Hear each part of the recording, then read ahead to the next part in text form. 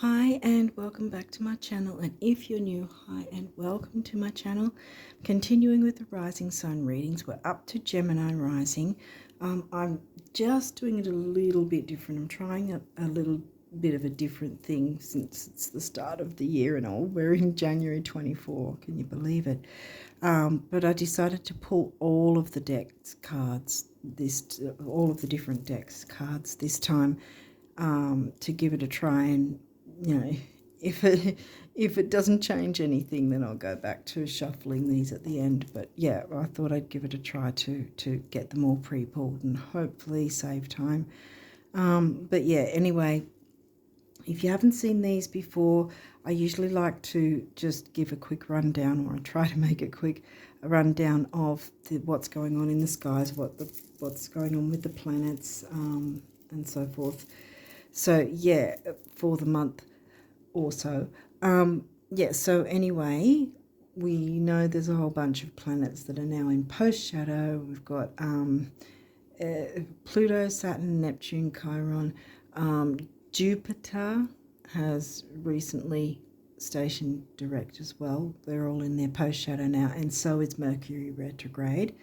Until Mercury will be in his post-shadow this month until around the 21st, 22nd, I think. Uranus is still in retrograde, and he'll be stationing direct on the 27th. From there, he'll be going into post-shadow as well.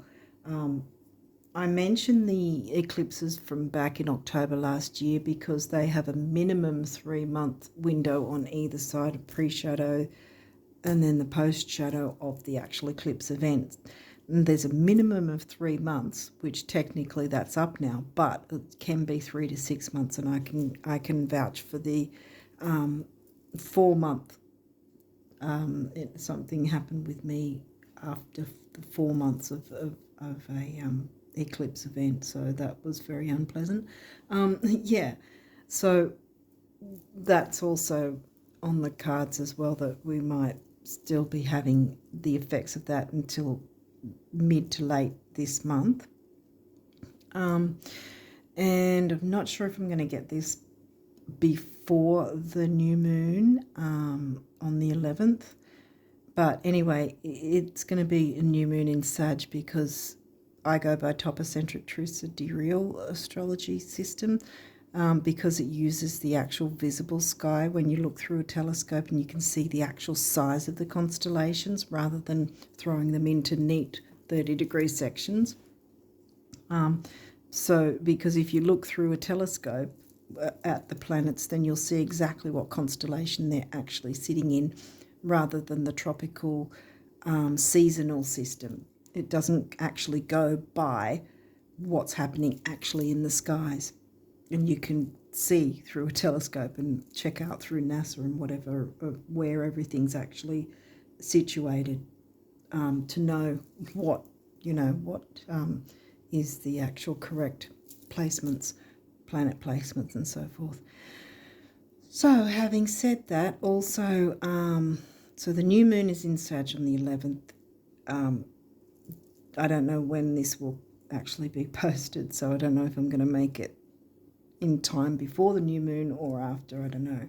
But 2 weeks after that is the full moon, and that will be in the Cancerian sign, as I like to say, Cancerian or Cancerian, the Cancer sign. Yeah, so again, that's the probably mainstream tropical will say it's in Leo when it's actually in Cancer, the same as they're saying it's in Capricorn. The new moon is going to be in Capricorn when it's actually in Sag.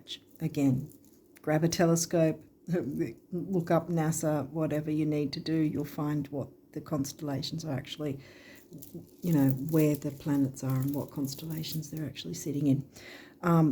Also, Ophiuchus is actually a constellation as well. And again, the scientific community acknowledge that. So it's not made up, it's actually real. And that's part of true sidereal as well. Okay, so having said all that, have I said everything? I think so. So yeah, I think we'll jump into your reading now. I don't know if I already mentioned it, but I've pre-pulled all the card. Yeah, I did. Sorry. Oh, I did. So yeah, anyway, I think I've covered everything. If I've forgotten something, I'll remember and then say about it. But yeah, anyway, so we'll look at your cards, Gemini risers. Series. Oh, nurturance. That's a nice card to start on. Cancer. Okay, so that's your second house, which is the Taurus house of money and self-worth. Nurturing your self-worth. Ooh. You don't have many of these cards, actually. I say whoa because I remember in this deck, especially when I was first started out using this deck and I was still jumping into the guidebook. In the guidebook, this is actually considered one of the luckier cards in the deck, the new moon. So that's a good luck thing kind of thing, if that makes sense. That and the Jupiter card are the good luck cards in the deck. So yeah, you're off and running for starters. New moon is in Sag, which is an easygoing sign, you know, on the 11th. But again, I don't know if you'll see this before or after the new moon. But in any case, really the new moon energies last, the whole theme pretty much lasts that 2 weeks leading up to the full moon, the next full moon, and then the full moon energies last 2 weeks till the next new moon and so on and so forth. Okay, so let's jump. Jupiter. Wow. Okay, I said the Jupiter card and that card with the lucky card, and you get Jupiter right next to it. Your confidence, courage, self-belief, and luck. Okay, looks like you guys are getting some good luck this month. Yay. Libra, the 7th house. Well, actually, it's not in the 7th house for you because the 7th is something else for you. But Libra is in your 5th, Leo. Leo-themed house covered by the sign of Libra. This energy is diplomatic and gracious. It seeks harmony and balance in relationships, and it doesn't necessarily mean romantic relationships. It can be familial relationships, business partnerships, relationships, friendships. Okay, see what else. 8th house, shared resources. Oh, that's Scorpio themes. What's it in the sign for you? Well, that's your second. Cancer's in your second. So, yeah, Capricorn. Yep, Capricorn. Whoa. So Capricorn's your career and ambition. Your 8th house is shared income and resources. And we're just talking about business partnerships. And there's your rings. Doesn't have to be romantic. It can be, it's any sort of partnerships or commitments. This transformational area of your life is about shared resources, and intense emotions. Let's hope it's not too intense. Well, sometimes intense emotions can be a good thing. And judging from what you've got so far, you've got a hit of good luck and nurturance, and the Cancerian sign in general likes the nurturance and good food, and so does, which is interesting because so does Taurus, and Taurus is your second house, and Cancer's in your second house. Taurus themed house is second house, right? And the Cancerian sign is in your second house. It covers your second house. So that's the double whammy of nurturance and, good food and all that sort of thing. This is a really gentle energy I'm getting. A lot of good luck too in some area. Well, relationships, partnerships, shared resources. This can be bank accounts, credit cards, tax, government payments. What else? Did I say bank accounts? I think I did. Business partnerships, all sorts of shared resources and incomes. The 3rd house is your Gemini house of communication, and that is in Leo, the sign of Leo for you. Your potential to learn something and your local neighbourhood. So this is something local, like your, as it said, your local neighbourhood. So where Jupiter Sag is the wider world, the, overseas travel, that sort of thing. 3rd house Gemini is the opposite, where it's the short distance travel, the neighbourhoods, the local groups, and siblings, cousins, all the, driving down the road sort of thing. It's that sort of local, close travel, close communication, whereas that's expansive and worldwide with the ninth house, Sag, Jupiter themes. Okay, let's keep going. Pisces. Where's Pisces? I think Pisces is in your 10th. We had Capricorn in your 8th. Pisces is in your 10th. This energy is wistful, endlessly loving, compassionate and forgiving. It confuses and softens resolve. So Pisces is in your 10th. So perhaps your career or your ideal career stems around spirituality or art or music, creativity of that kind.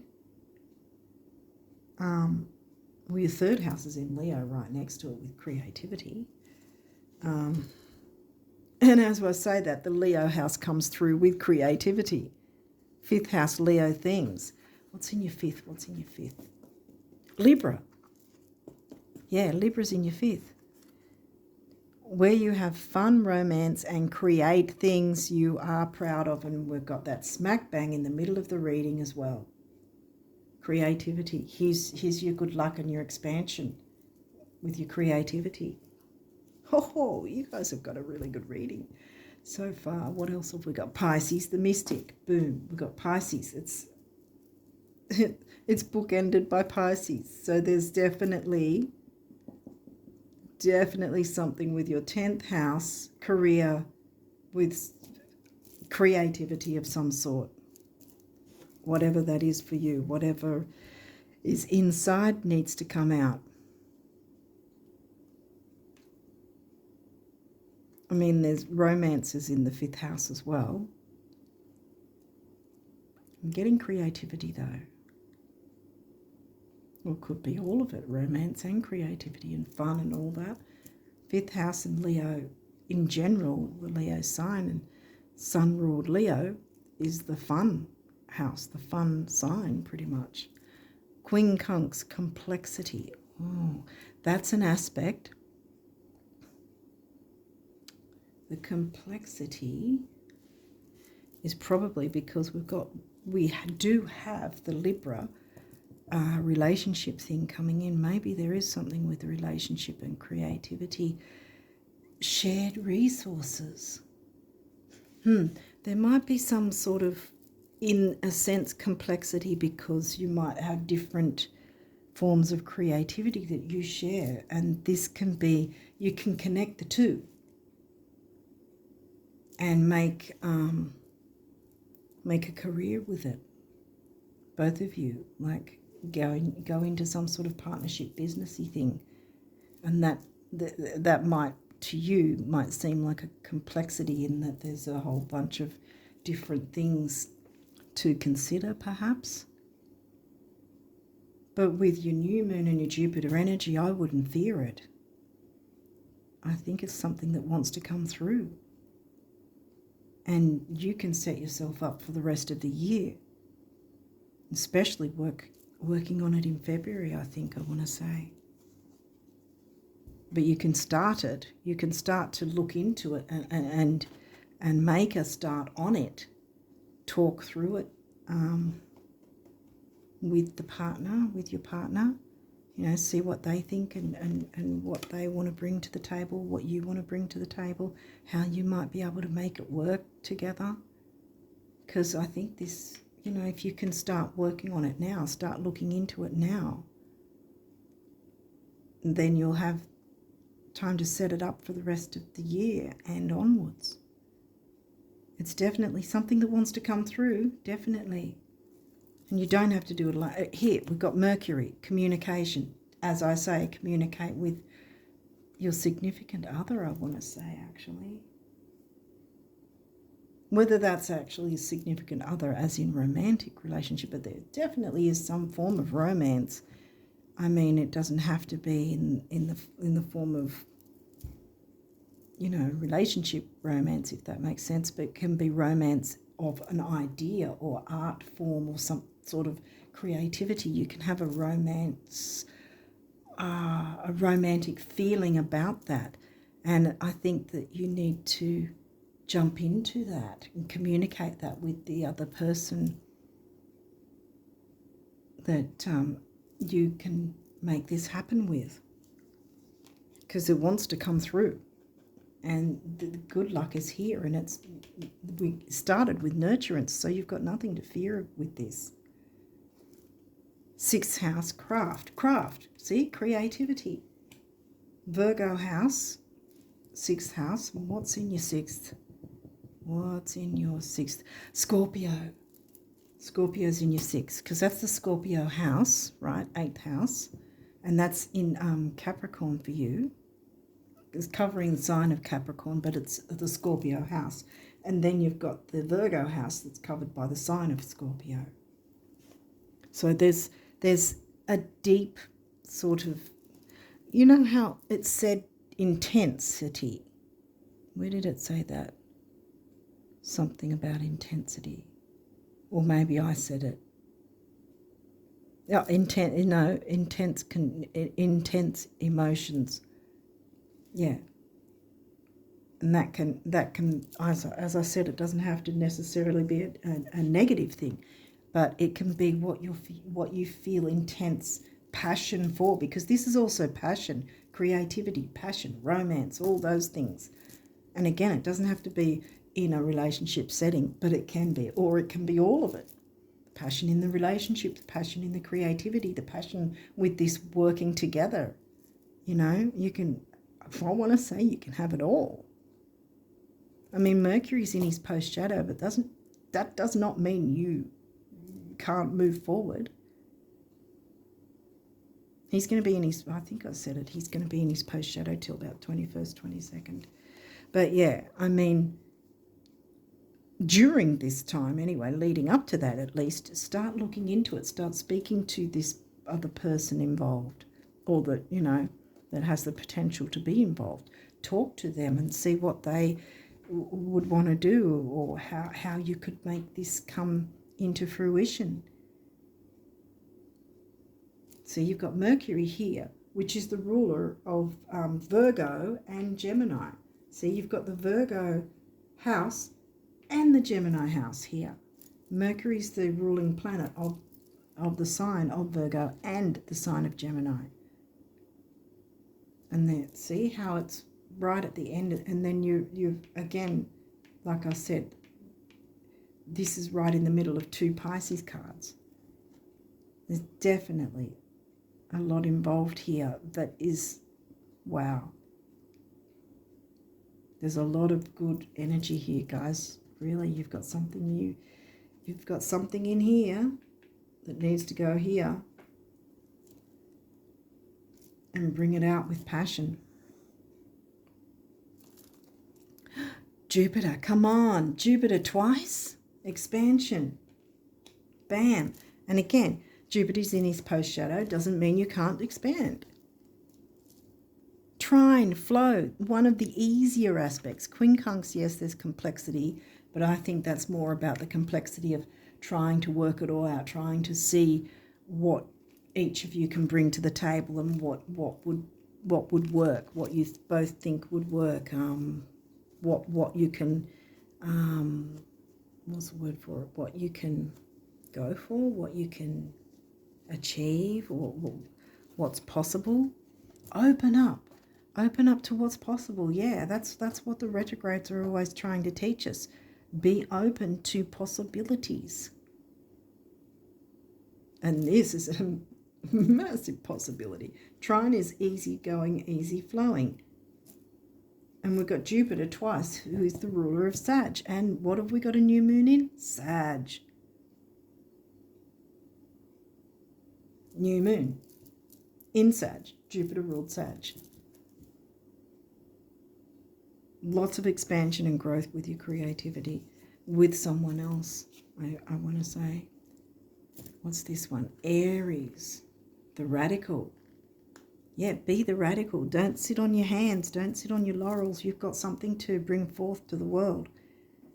So now is your time to sort of talk it through with your partner in whatever form that is, and see what you can both do together that can become a thing, because it's going to become a thing when you see Jupiter twice, new moon in Sag. You're gonna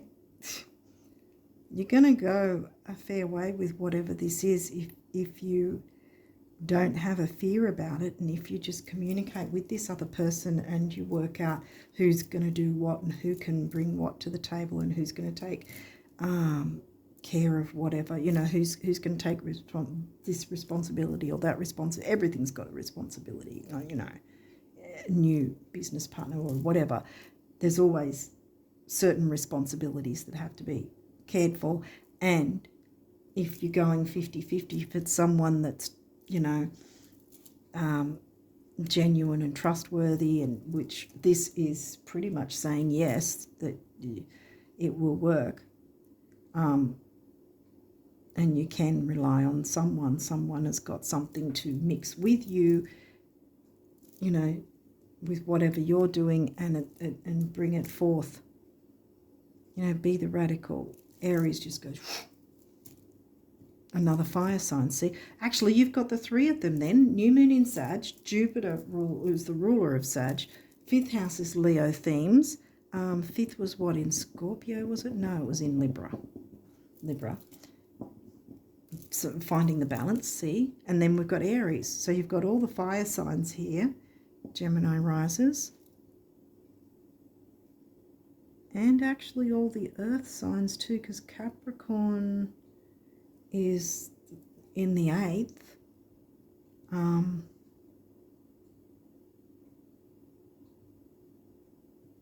And Pisces is in the 10th, which is Capricorn themes. So water, earth, and I think you've got pretty much everyone. Who is missing? You've got the water signs, you've got the fire signs, you've got the earth signs. Aquarius is missing. Okay. Well, it might not have to do with a community. Okay, so these cards may or may not have reversals. We'll walk through it if there is. Let's jump in. Midheaven, Pinnacle. Okay, the midheaven is, and this is upright, so again, this is good energy. I'm going to grab this new moon card and show you. Okay, so pretend this was your birth chart that you've got generated, right? Right at the top, around the 9th or 10th house, is what you'll see the letters MC. That's your work life. Smack bang opposite on the bottom will line up exactly wherever your MC is, will be your IC, and that's your home life. Then your ascendant, which is your rising sign, will always be found first house on the left side of it, right? Then right opposite is your descendant. That's your opposite sign to your rising sign. And all of this means we have to balance these energies. So these opposite energies through our life, we have to balance. So this is your work life, Pinnacle, and it's upright.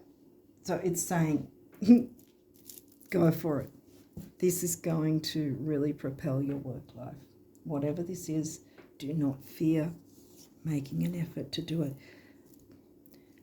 Okay, so this is in reverse, Pluto. And what I'm getting from this is it's not so much about a rebirth, but also as I said at the start, Pluto's in his post shadow, and this is what I'm mostly getting. I'm getting the post shadow energies rather than not transforming. Maybe it's not so much a need to transform or have a rebirth. Maybe it's something you've been working on for a while, and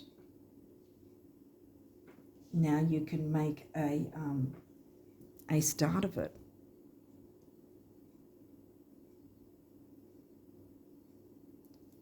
Because a rebirth kind of implies that,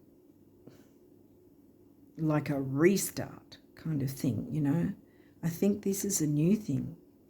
I think it might be something that you have been working on, but you've never really implemented it in a bigger form, and I think you need to now.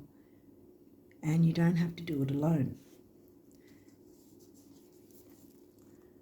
Vesta, hearth. Well, we had Ceres with the nurturance. Vesta's home and hearth. Didn't really get so much of the home family vibes though, did we? This is more of a career thing.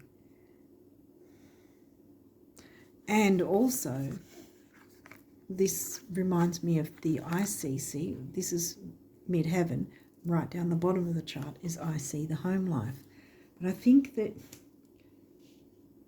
it's not really going to be your main focus at this point, is your home life. Not that that's like not important or anything, but it's not. If it has been a big focus, if it has been for some reason what you felt you couldn't move ahead with whatever this was because of family situations or whatever, I think this is saying now that's changing. You will have the way open to be able to do this. Descendant, invitation.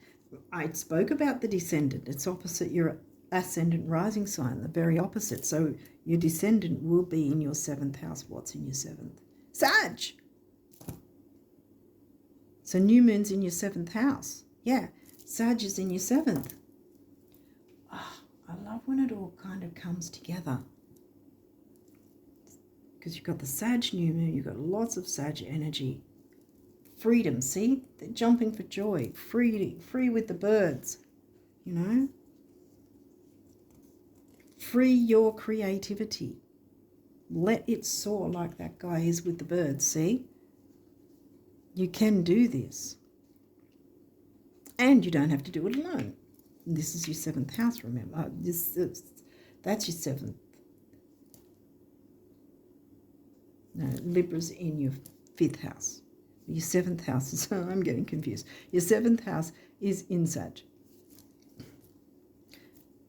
Transits, climate. This is upright as well. The climate is right for you to go ahead with this. Yeah, that's what I'm getting, the climate. You've got the perfect climate for this right now. And you can start making moves now, start communicating what this could look like, the possibility of this, what responsibilities if it's necessary, who can do what, who can bring what to the table, how can you implement it, what sort of medium would you use it through, what sort of platform perhaps, or something like that. Is it something you can sell? I've got a feeling it is. Whether that's a service or a product, either way, you are working with someone else. You can work with someone else and it's going to work in your favor. There's your easy go, easy flow. And Jupiter's here twice. I mean, seriously. And I said from the outset, that's a lucky card. Okay, let's look at your numerology now. What have we got? 91, surrender. I want to say surrender to joy. Yeah. Surrender to the flow. Surrender to joy. Surrender to your creativity. Surrender to not having the fear of working with someone in a business partnership. Because I feel like in some sense this will work, and it will work in your favor as well as the other person. And let's see the root chakra energy coming through, the self-worth. Then the purple is a good colour for money and wealth. 9, big beginnings, big endings. Well, that's often with eclipses. And this is a big beginning. See? Boom, boom. Be the radical. Do not be afraid. And 1 is emotional vitality and personal power. And you will have the personal power because there'll be that empowerment whoever you're going to do this with, you'll be empowering each other and whoever else you're going to be helping along the way by offering whatever this is, bringing it out into the world.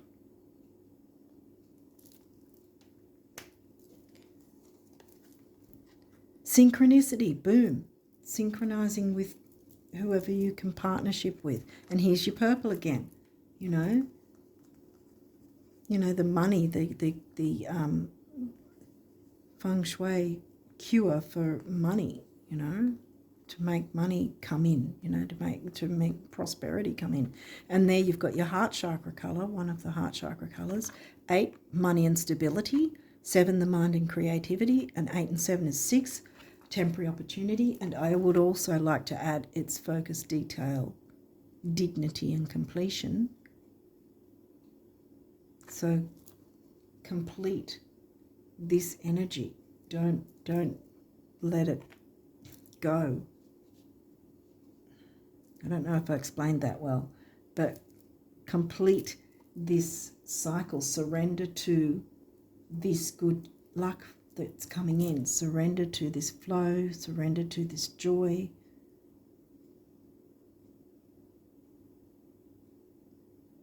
Surrender any fear around it, because there's no need to fear. You do not need to fear this. Whatever this is going to be great. Karmic completion. See, we've got the surrender thing again. This is your karma. Whatever this is, you need to bring it through. It is your karma to do this. Karma's not always going to be a bad thing. You know, to me, I want to say that you've clocked up quite a bit of good karma that's on the way to you, wants to come to you. You just need to open up to these energies and not be afraid of them. See, does she look afraid? No, she's ready to jump in and go for it. And then you've got your root chakra there. And there's the grey sort of with the crown chakra, I want to say. Maybe that's a bit of the fear that you've had perhaps, and you've held yourself back from whatever this is. But it's time to bring it through now. It needs to come out into the world. Effort. Yes, it's going to take effort. And there's your solar plexus and the creativity again, and your root chakra. So you've got your creativity and your self-worth connecting together. 1, emotional vitality and personal power. 3, action, activity, and communication. Communicate with your significant other, whether that's a romantic or whoever it is, because you can both work together. And 1 and 3 is 4, which is the number of the builder. You can build whatever this is. You can build an empire, I want to say. Wow. Okay, so now we'll look at your abundance cards. You only got 2, so let's see what they say.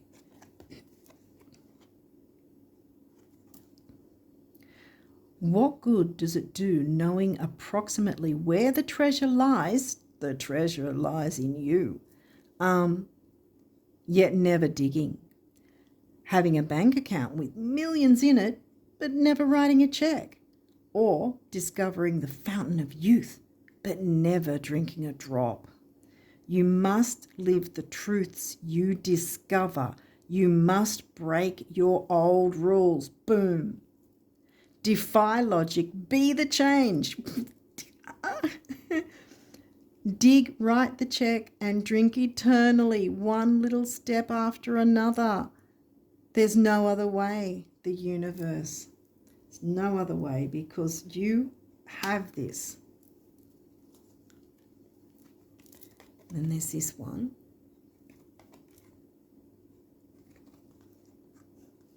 No matter how much money or love you've made or lost, you can still make more. And I can't see what that says.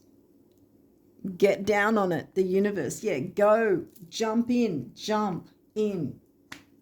make more. Make it happen, I want to say. Oh my gosh. Okay, so what have we got here? Believe.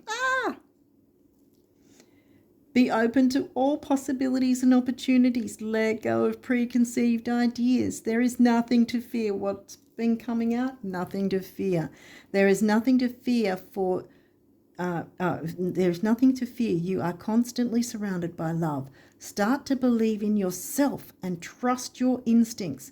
Wondrous possibilities and opportunities abound, provided you are flexible and retain an open heart and mind. Believe all is possible. I don't want to put anything on that because that's you. This is you working with your partner and getting this artistic endeavor. Anything we create is art, you know, it's a part of us. Even these videos that, you know, creators do on platforms like mine, you know, this is my form of art, you know. Bring that art out of you and this other person because it's going to be so worth it. Okay, Jewel. Every event in life presents us with a new opportunity to experience ever greater love. There is a jewel to be found within every teardrop. Trust, we, your angels, are guiding the current events. This is a time in which you and those close to you will emerge strengthened by ever greater bonds of love. See, bonds. Doesn't have to be marriage ring, you know. Trust, there is nothing to fear. There is only love. Exactly. I might pop that there too. Okay, and then last but not least is positive change. Dare to be different. Remember, Aries the radical. She doesn't care. She's different and she doesn't care.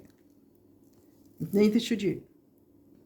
Dare to be different. When you are criticized, remember that you will never please everyone. Many brilliant and gifted individuals were not fully appreciated or understood in their own lifetime, yet it is often they who have sown the seeds of change. Sow those seeds of change. Seriously. Bring about that positive change. You don't have to do it alone. You've got someone else that you can do it with, that you can connect with and get this done together.